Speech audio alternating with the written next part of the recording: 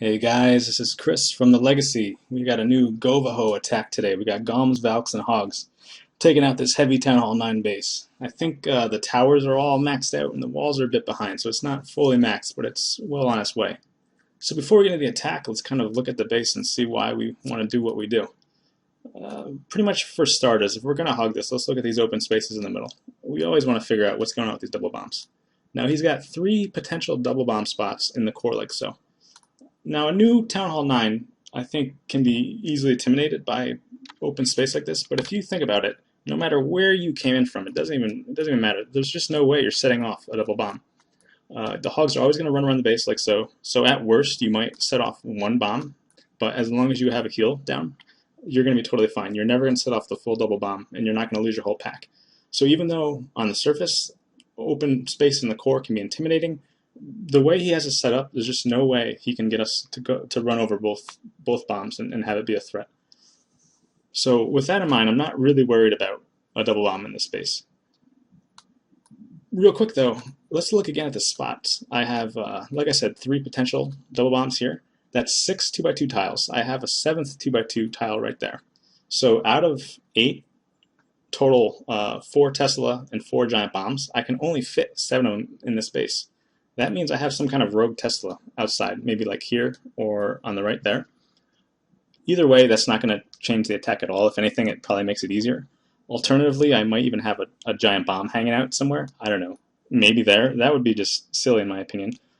At best, you might catch the first attacker with a goofy bomb spot like that, but because this is Clan Wars, we get 2 attacks. The second attacker can easily account for it, and you've just made your base weaker. If anything, you've just removed a giant bomb from your base. So gimmicky types of traps like that, I don't really like. The point is, you should expect to find either a Tesla or a giant bomb hanging out outside here somewhere. Moving on though, let's look at something that I just really think is just awful. These wall pieces sticking in here. They're all over the base. You can pretty much guarantee that there's a spring trap here.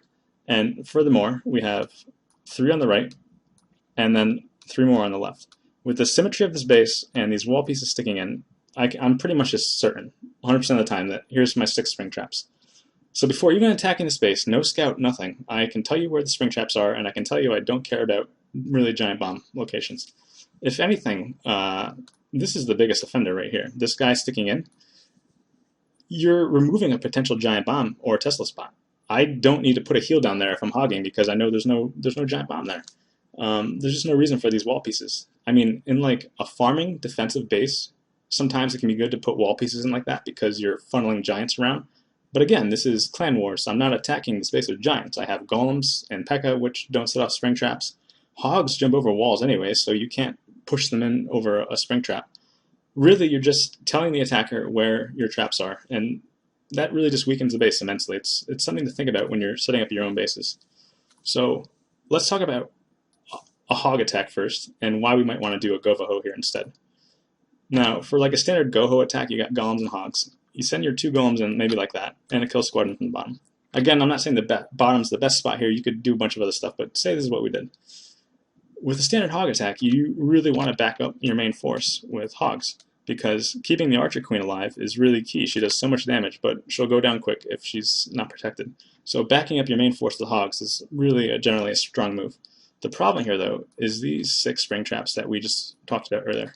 If your hogs come in from the bottom, like so, you're going to path around like this, and you're potentially losing 18 hogs by the time you make it to the back of the base, which is just devastating for your attack.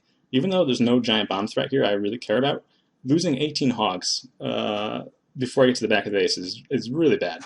I mean, I haven't even talked about damage from towers yet, so that's definitely something that can hurt the attack.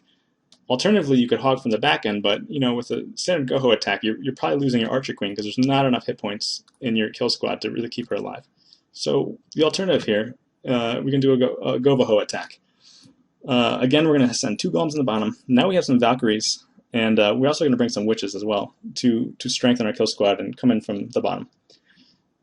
That's going to have a lot of hit points in the core, so the Archer Queen and our kill squad will probably stay intact throughout. We're not losing our witches early or anything, which can really hurt the attack. Now, on the back end, we're going to back this up with hogs, because anyone who attacks with ground knows that ground is going to fall short of finishing the base almost every time. So you need some kind of punch to get the backside. The reason why this actually works out really well in the space is, again, going back to these spring traps. If we hog the back end like that, we're completely skipping those first two, and most likely we're skipping these two as well. So 2/3 of the spring traps are just now out of the game. And furthermore, these last two spring traps up top, since we're not bunching up all our hogs in like a 2-finger drop on the bottom, these spread hogs will probably only set off like 1 or 2 will lose per trap. We're not going to lose 3 hogs per trap.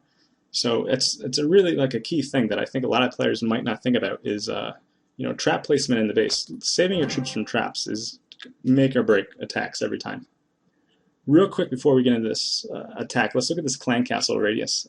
It's a hard to lure clan castle. You need to spend some troops here. I think on like a first attack, you might drop 2 hogs down there to try to get in there. You could alternatively drop like a giant and a couple hogs there to break through that cannon.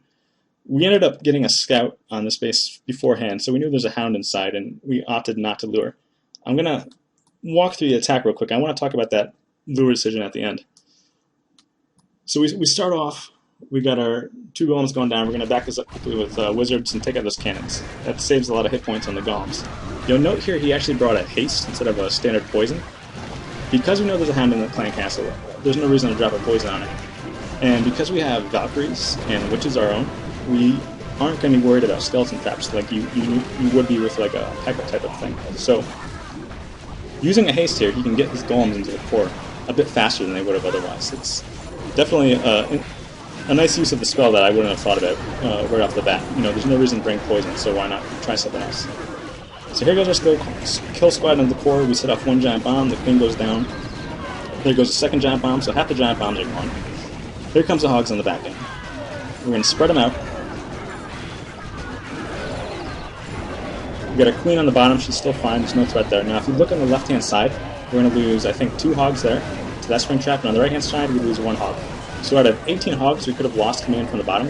This style of attack, we just lost 3. So that's huge. And if we go back to the core real quick, this golem's going to set off our last giant bomb, the 3rd one I guess. I don't even know where the 4th giant bomb is. It's hiding somewhere on this base. It's not doing anything though.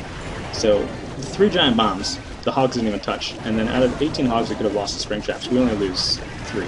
I mean, this is huge. I mean, you can see Hodor actually just rolled through the space. This was like a minute 45 attack. It's just a great attack. Let me look at 3 quick details that you might not think of otherwise. I kind of want to nitpick a bit here.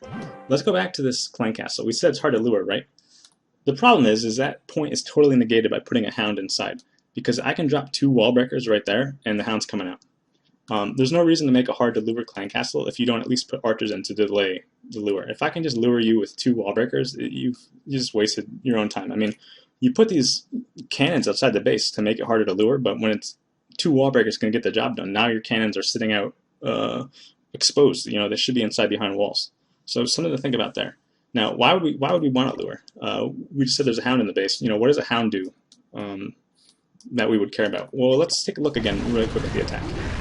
I think this hound actually hurt the attack a bit more than expected, and probably if we were to hit this again, I would want to lure and take the hound out. Now, as the king and Valkyries go into the core, right now the wizards are locked on this hound, so they're wasting time.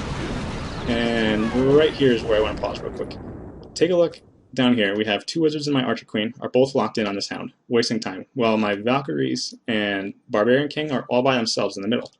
This is a really critical spot, especially because we have this rage here. You want your archer queen in that rage killing stuff in the core, especially that barbarian king, which is still alive, the enemy one. Instead, they're taking shots on this hound. I think at least 7 seconds here the archer queens are backed up. So that's some critical time to lose with your kill squad. But furthermore, this is even worse. If you note, we're going to lose a witch right now to a puck. That's super hard to predict. I wouldn't have thought that would have happened, but there are things to think about in your attack.